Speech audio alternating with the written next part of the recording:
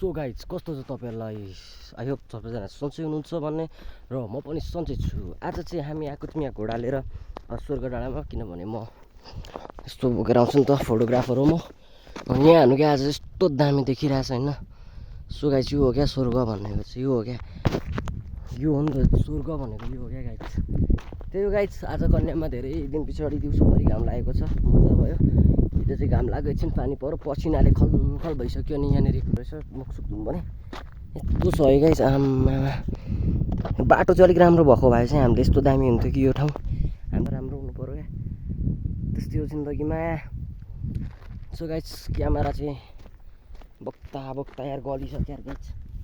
हेर्नु न क्यामेरा कस्तो हालतमा छ यहाँ हाल्दा गाइज क्यामेरा। आम्मामा त बबाल बबाल ठाउँहरू लिएर जानुहुन्छ घुमाउनु घोडाहरू लिएर घोडाले। अनि हामी क्यामेराम्यानहरू पनि साथसाथमा जान्छौँ, उहाँहरूको फोटो भिडियोहरू गरिदिन्छौँ हामी। राम्रो राम्रो हुन्छ, तपाईँहरूले सानी सानी लान पाउनुहुन्छ, तर पर पिस 30 रुपिस पर्छ तपाईँ।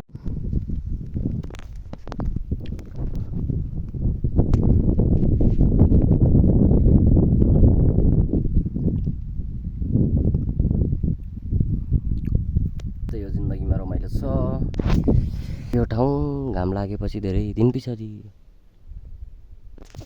सो पछाडिबाट स्वा गरेर हावा आइरहेको छ, गर्मीको बेलामा शीतल भइरहेको छ यहाँ मलाई यो।